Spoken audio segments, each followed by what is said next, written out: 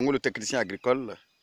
Nous allons vous montrer aujourd'hui un peu, faire un résumé de ce qu'on appelle la mise en place du terrain et tout ce qu'on appelle planting, toutes les activités de préparation.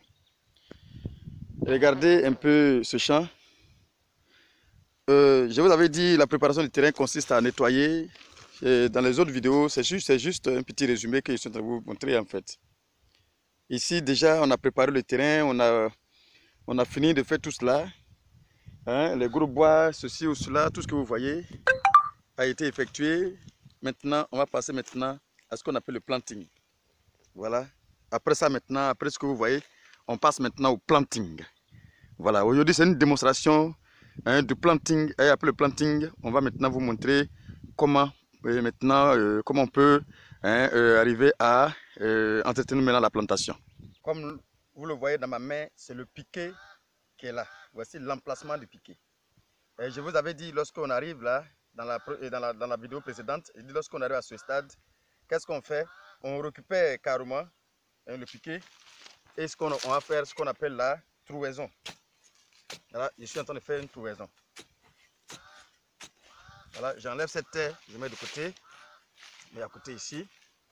Voici donc le trou que nous allons avoir maintenant là, de cette profondeur. Ici, voyez-vous, j'ai un plant vraiment en bonne santé, en très bonne santé. Voilà, j'ai ce plant là en bonne santé, dans un sachet noir.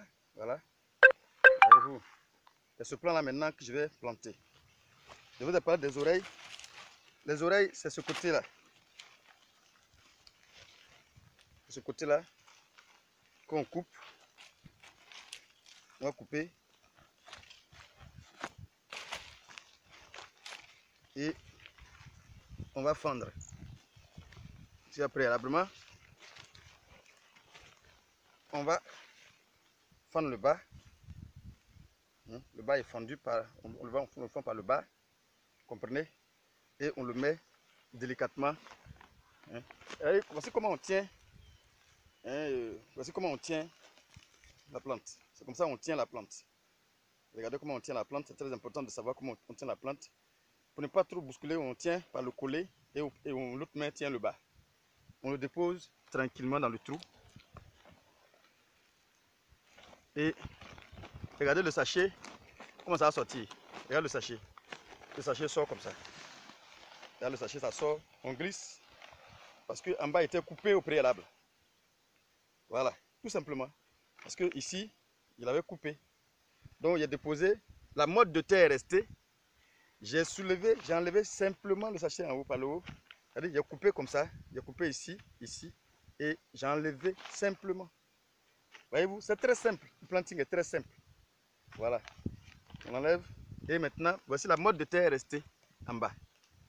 La motte de terre restée en bas. Donc, c'est sur cette motte de terre là, on va mettre maintenant le sable. On met le sable tranquillement. Voilà, je ferme. Je ferme. Je vous avais dit ici aussi, tenez compte de cela, que la plante ne doit pas entrer. Et voyez ici, la plante est restée. C'est le collet qui est là. Voilà. Je ne ferme pas les feuilles. Je ne ferme pas les feuilles. Voilà. Donc, je suis juste au niveau du collet. Voilà, juste au niveau du collet. Voilà. Voici le planting. Comment ça se fait? Tout simplement. Voilà, c'est fait. Voilà. Je pense qu'avec ça, tout le monde peut faire maintenant son planting tranquillement, sans problème.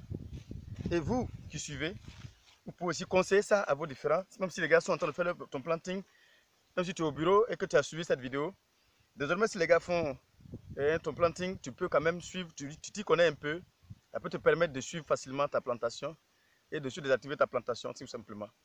La plante de bonne qualité. Tu as vu comment il a fait sortir tout simplement? J'ai coupé par le bas et j'ai glissé par le haut. Je suis sorti avec ça tranquillement. Et voilà, le planting est effectué. Bien tassé, regardez, c'est bien tassé. C'est resté solide, bien solide. Maintenant, quand vous finissez, le piquet, toujours, ne le jetez pas. Vous prenez le même piquet et vous mettez là, tout simplement. pour les travaux futurs. Le sachet. Puisque la plante encore petite, d'accord, donc du coup le piquet va référencer qu'il y a quand même un plan ici, voilà, tout simplement. Maintenant, ici c'est brûlé. Maintenant, dans le cas où c'est pas brûlé, on fait ce qu'on appelle le rond, tout simplement. Voilà, on fait le nettoyage. On fait le nettoyage pour libérer. Voyez-vous.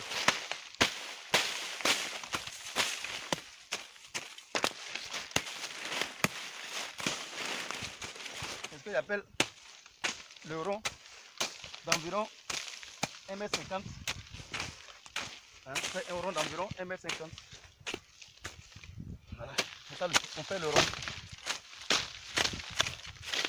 Là, la plante est carrément libérée. Vous voyez? Voici comment ça se passe tout simplement. Voilà, c'est très simple. Donc, voici, chers abonnés, planteurs de palmiers à huile. Voici comment il faut tout simplement faire le planting. Et après le planting, voici, il faut faire un rond d'environ 1,50 m, sinon 2 mètres, hein, du plan. De rayon quoi en fait. Voilà. 1,50 m ou 2 mètres du plan. Voilà, ça te permet de libérer la plante. Soit on le fait avec la machette, soit aussi on peut le faire aussi avec simplement des herbicides. Mais si c'est avec des herbicides, il faut le faire avant le planting. Voilà. Si c'est avec des herbicides, il faut le faire avant le planting pour ne pas déjà commencer à toucher ça avec les feuilles avec ça. Voilà, mais si c'est avec la machette, tu peux le faire juste après le planting, tu peux le faire justement. Ça ne pose aucun problème. Voici en fait une démonstration de planting qui a été effectuée pour vous montrer un peu comment se fait le planting du palmier à huile. Je vous avais dit que j'allais vous montrer toutes les techniques totales du début jusqu'à la fin. J'ai commencé par la pépinière.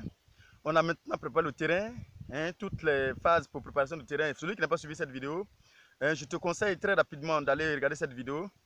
Voilà comment se fait la préparation du terrain. Voilà, il y a de la création d'une plantation de palmier à huile, c'est l'intitulé. Et à partir de là, déjà, vous pouvez déjà suivre à la lettre, du début jusqu'à la fin, comment il faut mettre en place une plantation de palmier à huile. Les différentes techniques simples, voilà, c'est ce que je viens de vous montrer, du début jusqu'à la fin. Voilà, le planting, comment on tient la plante pour le mettre dans le trou. On attrape à l'eau, tout ça, j'ai déjà montré. Vous pouvez aller facilement suivre ça et ça vous permet de suivre votre plantation là où vous êtes. Et même quand même vous venez en vacances, que vous devez essayer de planter, vous qui êtes dans le bureau, pour vous qui avez suivi cette vidéo, déjà vous venez, vous pouvez savoir comment si le gars entend planter mal votre plante et votre plante, vous pouvez dire que non, non, non, c'est pas comme ça se fait. Voici comment on nous a conseillé. Sinon, c'est le meilleur conseil. En tant que technicien agricole, c'est ce que nous, vous pouvez vous conseiller comment on doit faire votre plante, vos plantings. Alors, chers parents planteurs, chers promoteurs agricoles, maintenant que nous avons fini de faire nos plantings, maintenant que nous avons fini de planter notre différentes réalisations, on a fini de faire ce travail-là, il faut procéder à ce qu'on appelle le redressement. Le redressement consiste le plus souvent à rentrer dans la plantation et à essayer de parcourir la plantation pour essayer de voir quels sont les plants qui n'ont pas été vraiment bien plantés et surtout essayer de les redresser. Le plus souvent, il va y avoir des plants qui sont tombés, mal couchés avec l'effet du vent. Souvent ça ne tient pas, ça peut s'incliner. Donc il faut passer pour redresser avec des fouches, des bois en forme de fouche qu'on va prendre maintenant pour essayer de redresser. Il faut le redresser pour ne pas que la plante de palmier puisse être couchée lors de son évolution. Il faut le redresser. Et ensuite, on va aussi passer à ce qu'on appelle la plate de remplacement.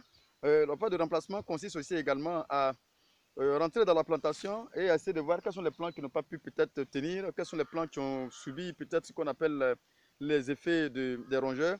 Alors donc il faut aussi penser à cela pour essayer aussi de remédier à ce problème pour ne pas qu'il y ait des trous dans votre plantation. On va voir qu'il y a des plants qui ne sont pas, et la plantation ne sera pas homogène.